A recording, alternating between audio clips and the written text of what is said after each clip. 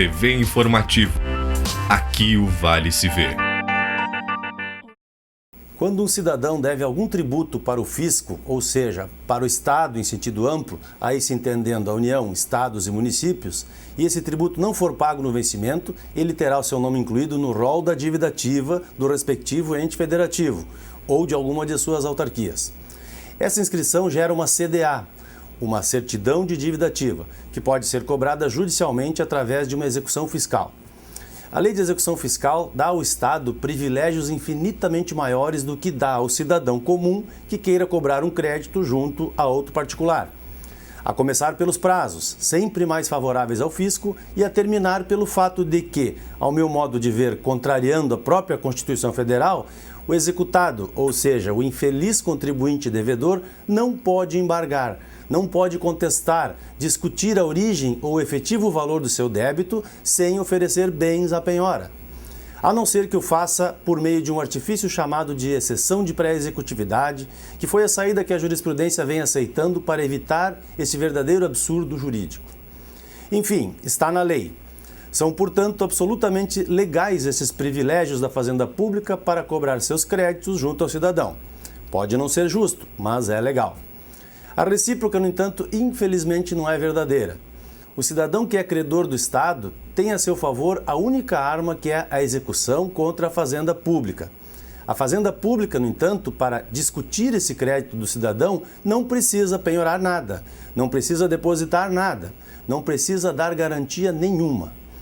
E no final das contas, ou seja, bem lá no final do processo ou dos processos, anos depois, quando não cabe mais nenhum dos incontáveis recursos processuais e extraprocessuais que todos os entes públicos indistintamente se utilizam para protelar, adiar ou, no popular, empurrar com a barriga, o cidadão, enfim, vitorioso no seu processo, que a Justiça decidiu não tinha razão sequer de ser discutido, recebe solenemente um precatório.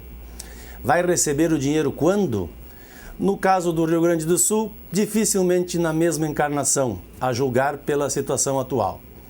Quando o valor é até 40 salários mínimos, o juiz requisita ao Tesouro o pagamento através da chamada RPV, que é a requisição de pequeno valor, a qual, se não for paga no prazo, o valor é bloqueado, sequestrado pelo próprio juiz de uma conta bancária do governo e liberado para o cidadão.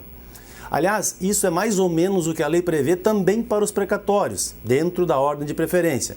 Mas na prática, a coisa não vai adiante pela falta de verba. A Constituição Federal prevê inclusive a intervenção no Estado ou no município que não paga os seus precatórios. Só que isso ninguém ouviu falar até hoje, ninguém viu. Pode ser que agora, como o Estado deve para a União, a gente possa enfim ouvir comentários ou ameaças de intervenção.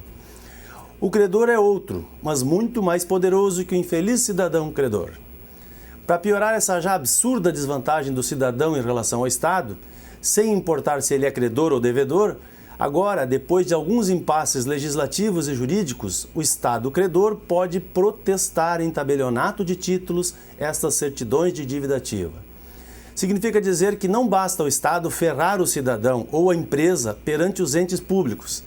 Tem que acabar com todo o crédito dele, inclusive em relação a seus fornecedores e eventuais financiadores para, quem sabe, possibilitar que ele sobreviva. Agora, pagar que é bom para o credor do Estado, nada. E ainda querem diminuir aqui no Rio Grande de 40 para 7 salários mínimos, o valor limite das RPVs. Devem negociar-nos, finalmente, tirando o bode da sala, algo em torno de 10 ou 20 salários. E aí os deputados ainda saem como heróis. Eu proponho que se crie uma lei para forçar o Estado a garantir o juízo da execução, ou seja, a depositar o valor do débito toda vez que quiser discutir uma dívida sua para com o particular.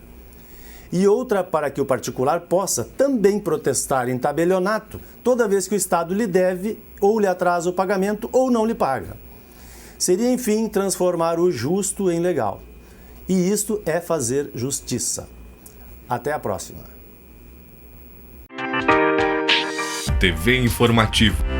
Aqui o Vale se vê.